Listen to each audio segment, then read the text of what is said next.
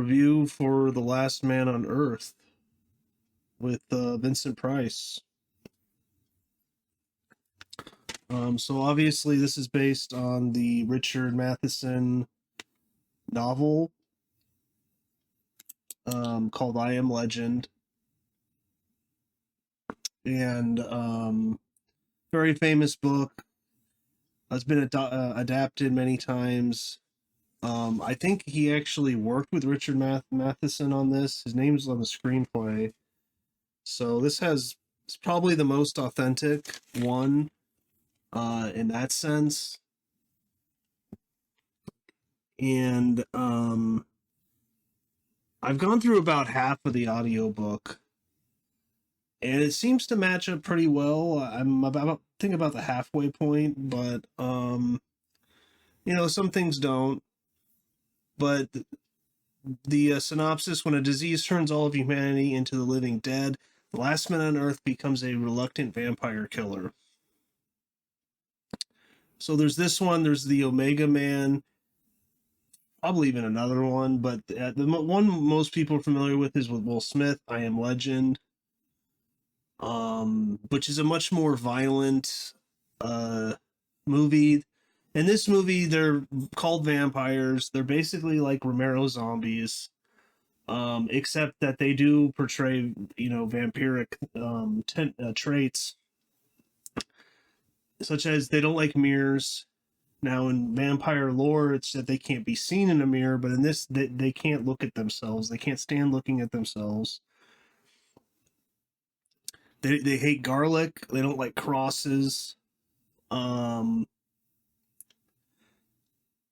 I Am Legend, I don't even know if he calls them vampires, but they're basically just fast-running zombies. And they get rid of all the garlic and crosses, and he goes around staking them with wooden stakes. The Last Man on Earth. So, the Will Smith one's definitely different. Now, which is the best one? I haven't seen the Omega Man. I would maybe go with this one, just because in I Am Legend it annoys me that all the zombies are terrible CGI. I even thought back then they looked bad. I was like, they all have to be CGI? Like, really? In this, they're in makeup. They're just pretty much more pale, off-colored than normal humans. I really like how in this, like, they're just kind of slightly trying to get into his house. It's like they're not trying that hard. Because I think, their brains are not working correctly. And he has over all of his doors massive things of garlic, mirrors, crosses. He has a generator in his garage, his outdoor garage. And every night they come. And I also like that they know his name. I mean, one of the guys was like his best friend. They called him Uncle. His wife and daughter. And he became a zombie or a vampire. And he worked. And he's a scientist, just like Vincent Price is. They were like chemists, and they were trying to find the cure for the disease. And there's been like a war, and in Europe a disease is spreading, and they're afraid that it's airborne and that it's going to come to the United States. There's a little talk of that. At one point, I think they say that the U.S. has shut down all of its borders and will not allow anyone in or out of the country. And slowly the world just being taken over by these vampires. Now, this is 1964. This is a slow motion picture. I mean, just compare this to I Am Legend. It's just night and day. I mean, I Am Legend's very fast paced. The zombies are fast paced. In this, it's more just slow, contemplative. There's really not that much action. I mean, he even says like them on their own, they're like nothing. It's when you get, 20, 30, 40 of them together, then it's a problem. So, I don't know, I just found the movie interesting, and um I've always heard that this is good. And I just really like Vincent Price in this. You really feel for the guy. This has been going on for over 3 years since his wife and child died. They both got the virus and died. He can't find any other living person. He's on the radio saying, if you're there, like, I want to talk to you. And which happens in I Am Legend also. No one is replying. I just think this movie, it does a really good job of you feeling the loneliness. You feel for the main character. It's sad when his family dies. There's in the middle, there's basically a flashback. It goes on for a while. It shows his daughter. She's having like a party for her birthday. It shows the wife. And then a little bit later, the daughter is not feeling well. The wife also isn't feeling well. He says he doesn't think it's the virus, but then they start to exhibit symptoms of the virus. It just totally breaks the man. She calls the doctor to help the daughter. He says not to. The doctor then reports them to the military. So the military comes and takes the daughter. And they just like throw their bodies off a cliff into this fiery pit, which burns up the bodies. He won't do that with his wife. So when she dies, I don't know, he's a little delusional though, because it's like obvious she's going to become a vampire. So I guess like you die, and then like a day or two later, you wake up and you're a vampire. So when she dies, he takes her, he buries her himself. Says, "I'm not bringing you to that pit." And then that's a very creepy scene where like a day later at night, he's just sitting there. He drinks a lot, just kind of being lonely and contemplating a situation. And he's drinking, and then he hears, "Let me in, let me in." She's saying his name. She turns up, and he has to kill her. Then I think he takes her and burns the body. So, just very sad. And then his best friend, who works with him, like I said, he's saying that they're vampires. Vincent Price won't believe that. They get into kind of an argument. He comes to, I think, pick him up for work. And he says, "I'm not going to work anymore. And I have all my supplies, and I'm not leaving my house." And then he, basically tells him, leave or else. He's like, "How do I know that you're not one of them?" And so the paranoia is there. Maybe this was a little influenced by the Red Scare, but that was in the 50s. This is the 60s, but still. So maybe that's there as well. But I just think this movie does an amazing job of just showing how miserable he is. He even contemplates about just, going outside and letting them bite him. Because he's like, well, then I at least can join them instead of just being alone. But then he's like, nah, to hell with them. Like, I'm going to find people that are alive. During the day, he wakes up early. He goes and scavenges for resources. You can tell he's done that a lot. He has a bunch of alcohol. He has a bunch of canned goods. One thing in the movie I thought was strange, which I'm pretty sure in the book he does this. He doesn't have a gun. And even it's 1964. I mean, it's America. When he's scavenging, he would definitely find guns. The vampires aren't using them. Thought that was a little strange. Like he just uses stakes. I mean, maybe the guns won't kill him, but it would at least slow him down like a shotgun, you know? Thought that was strange because I'm pretty sure in the book he does use a gun throughout it sometimes when there's kind of a lot of them. He uses a gun to kind of break him up, and then he goes in for the melee kill. So I don't know. I thought that was just strange. Like he doesn't have a gun, no handguns. He's searching throughout dozens and dozens of houses. He's checking off houses to clear all the houses, and he's already cleared like 100 or 200 of them.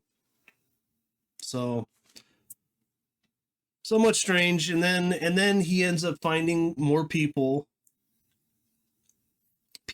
quote unquote, because he finds this dog. It runs away from him. He chases the dog. He gets it.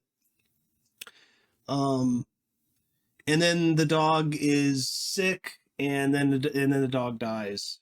So I'm not sure if the dog was going to turn into a vampire or not. That wasn't very clear because he says that he has seen the virus infected in dogs and cats, but I think it's kind of rare. But he says he has seen that.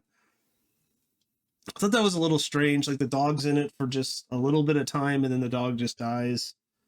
In the I Am Legend with Will Smith, that was better. That's probably the best part of that movie is everything with the dog. So I'll give that movie that. I just can't stand the fake looking CGI vampires, or do they call them zombies in that? I don't know. But in this, they definitely are vampires. So, and then he's like going to the grave of his wife, I think. And then he sees another woman, and she's not a vampire. So he chases her. He says, I'm not going to hurt you. Come with me. I can keep you safe. I have supplies. She says, okay. She comes with him. And then he begins to notice that she's sick and that she's going to turn into a vampire. And then he walks in on her, and she is injecting. What'd she say it was? I think she said it was like uninfected blood, maybe from the blood bank, and then she says, and a vaccine. It's like, okay, what vaccine? That's what they were trying to do the whole time, is create a vaccine against this, and they never did. So this is a little odd, but because I'm like, well, what vaccine? But anyways, so she says that they were vampires, but then they started to do this, and it brings them back to their human self. So they're not truly human, because that's why it's called The Last Man on Earth. Because later he calls them like freaks, but anyways, and then he gets an idea that he's immune, and he has no idea why. He says maybe it was because I think when he was in the army or something, he was in Panama, and he says that a diseased bat bit him when he was sleeping. And he thinks maybe this bat had a weakened version of this vampire virus, like, basically like a vaccine, and then it went in his body, and then his body, was able to treat it like a vaccine, so now he's immune. So he thinks he's immune for one reason or another. He doesn't know why. And then he does a blood transfusion with him and her, and it seems to cure her. So he basically has the key to save humanity. But then unfortunately she says, yeah, and there's a bunch of us, and we're they're really angry at you because you've been going around killing vampires. And she said some of them weren't vampires, some of them were actually our people that have got their humanity back or whatever. And he just stakes them. So they're angry at him. And then, and then earlier he found dead bodies that have metal stakes in them instead of wooden ones like he makes.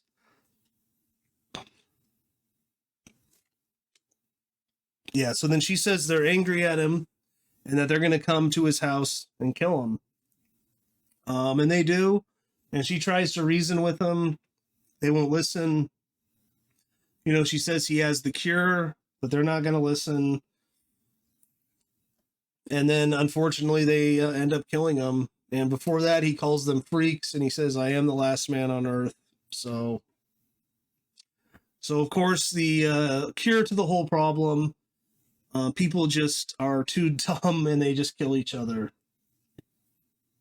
Maybe that's what Richard Matheson's saying is, you know, humanity is so dumb that they would kill the one guy who could save them all.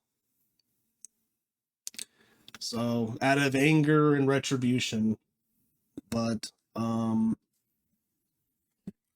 yeah, I really liked it. Richard Matheson, he wrote a couple of pretty popular novels. What Dreams May Come, A Stir of Echoes. I never knew that.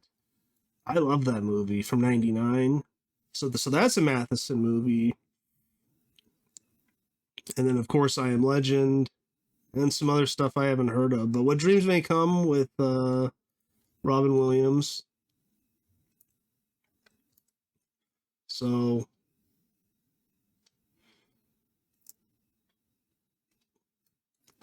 Steven Spielberg said after he died, Richard Matheson's ironic and iconic imagination created seminal science fiction stories and gave me my first break when he wrote the short story and screenplay for Duel. Oh, he wrote, whoa, I didn't know that. So he actually knew him.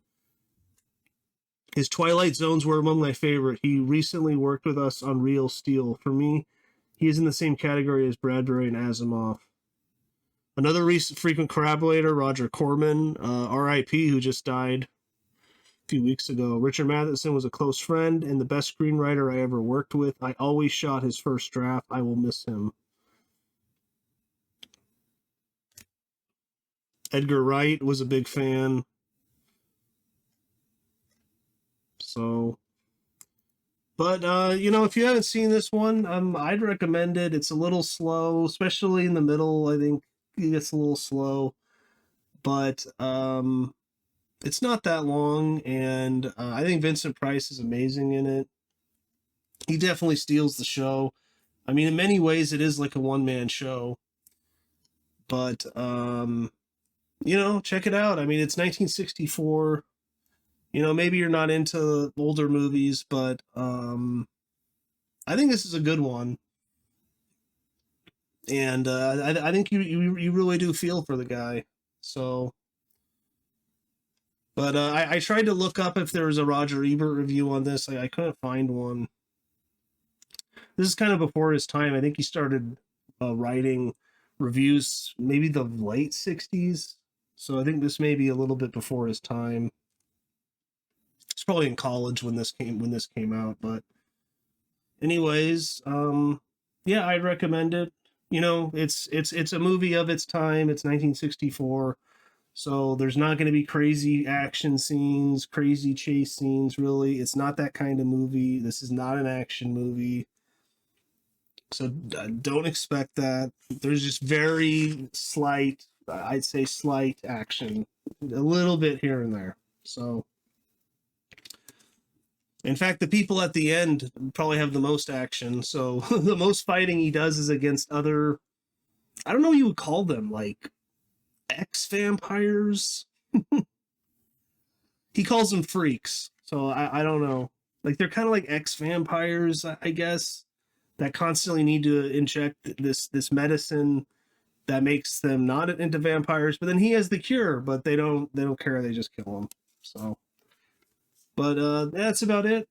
The Last Man on Earth, Vincent Price. So if you could smash that like button, that'd be great.